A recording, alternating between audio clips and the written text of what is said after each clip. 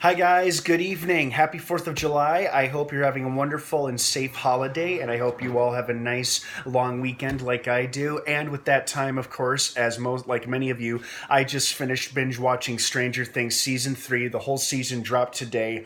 Oh my God, that was amazing. Oh, you know what? It was a painful 2 year wait, but I'd like to think that it was almost worth the wait. And I say almost for a few reasons. But before I jump into all of that, please be warned that for the love of everything good and holy, I mean it this time because I'm going to be discussing some serious, big, juicy spoilers. This is going to be a spoiler-filled review. Again, I am going to be reviewing all of Season 3 of Stranger Things. If you're not caught up on Stranger Things by the last couple episodes of 2, or if you haven't seen anything from Season 3, do not keep watching or listening to this video as I will be going into major spoilers. That being said, you have been warned, spoilers starting now.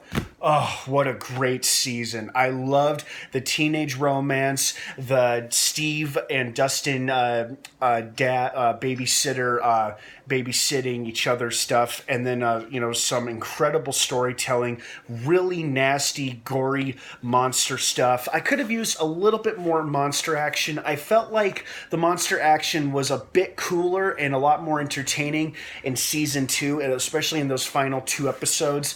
I really enjoyed like the demo dogs whenever they attacked anybody, or when they were trapped in the lab with all of the dogs. That was pretty cool too.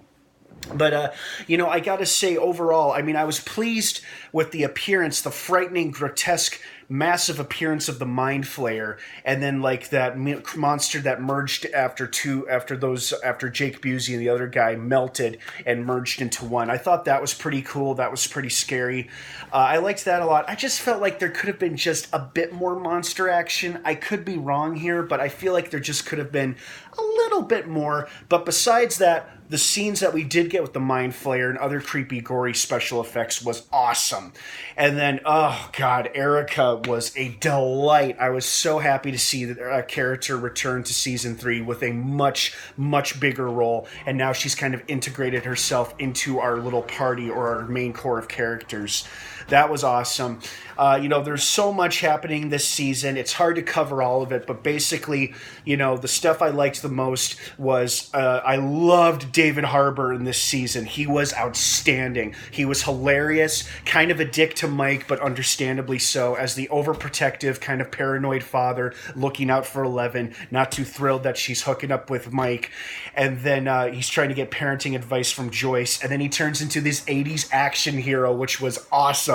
He looks like Tom Selleck from Magnum P.I., and then he acts like John McClane and Rambo all combined into one character. He was phenomenal. I do not believe he is dead. I don't think he is dead, mostly because we didn't actually see him die. Right before the explosion that destroyed the machine that opened the Upside Down, it looks like he had disappeared from the little bridge thing he was standing on. So, like, he might have dove for cover on the ground to avoid the electroshock waves. And either the Russians took him back, or I think he either jumped into the Upside Down when it was still open or kind of open.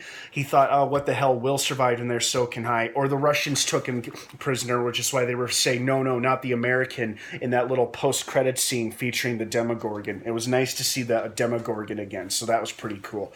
But overall, such a phenomenal, talented, outstanding cast. Cary Elwes was an amazing, dirty, sleazy politician who all he cared about was his image and making sure he looks like he's doing a good job. He did a great job as a sleazy politician. I loved the fact that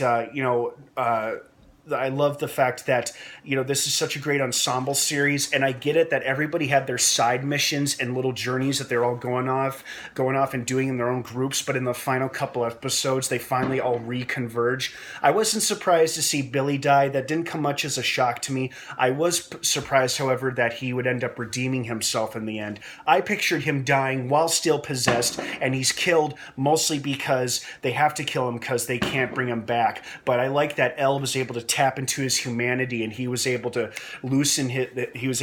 free himself from the grip of the Mind Flayer, but did cost him his life. And you know what? He was a prick last season, but he was actually much more entertaining and easier to watch this season than he was last season, even though he was still kind of an evil dude. But, he made up for it in the end.